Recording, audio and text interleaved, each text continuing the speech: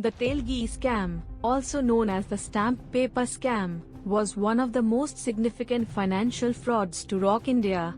It involved the counterfeiting of stamp papers by a man named Abdul Karim Telgi and his associates. This scam had far-reaching consequences and exposed vulnerabilities in India's administrative and legal systems. In this comprehensive explanation, we will delve into the details of the Telgi scam, including its origins, execution, aftermath, and impact on Indian society and governance. Background and origins.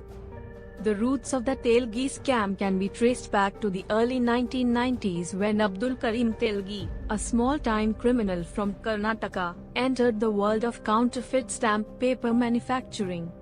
Stamp papers are legal documents used to validate transactions and agreements.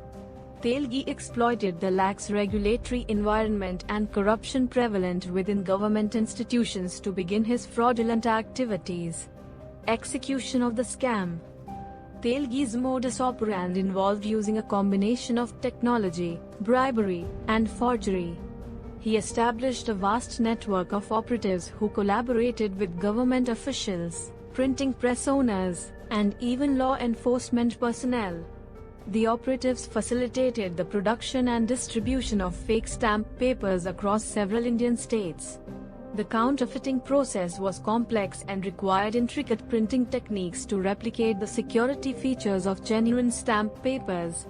Telgi's network used modern printing equipment to create a counterfeit stamp paper that closely resembled the real ones, making it difficult for authorities to identify the fakes. Escalation and exposure.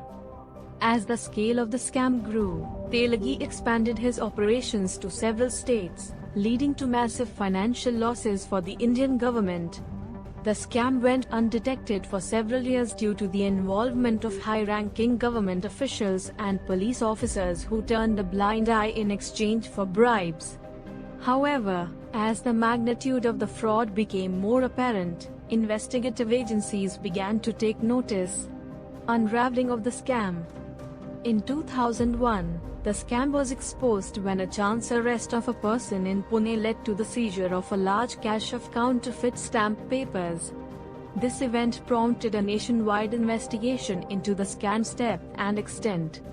The investigative agencies uncovered a web of corruption and bribery that extended deep into various government departments and law enforcement agencies. Legal proceedings and convictions. The unraveling of the scam led to a series of arrests and legal proceedings. Abdul Karim Telgi, the mastermind behind the scam, was arrested and faced charges of forgery, counterfeiting, bribery, and conspiracy. Over the years, several government officials, police officers, and other individuals involved in the scam were also arrested and faced legal consequences. Impact on Indian society and governance. The Telgi scam exposed significant flaws in India's administrative and legal systems. It highlighted the rampant corruption and lack of accountability within government institutions. The fact that a single individual could orchestrate such a massive fraud with the complicity of government officials showcased the urgent need for systemic reforms. Reforms and lessons learned. In the aftermath of the Telgi scam, there was a renewed emphasis on improving the functioning of government departments, ensuring transparency, and implementing robust anti-corruption measures. The scam served as a wake-up call for Indian authorities to strengthen their efforts against financial fraud and corruption. Conclusion. The Telgi scam was a watershed moment in India's history, exposing the intricate web of corruption that permeated various levels of society and governance. It demonstrated the need for systemic reforms and the importance of vigilance in preventing such large-scale financial frauds. The legacy of the Telgi scam continues to influence discussions on governance, accountability, and transparency in India. In conclusion, the Telgi scam was a complex and far-reaching financial fraud that shook the foundations of India's administrative and legal systems.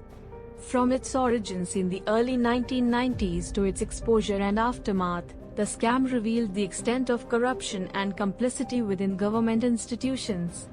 The repercussions of this scam continue to shape discussions on governance and transparency in India, underscoring the importance of learning from such incidents to build a stronger, more accountable society.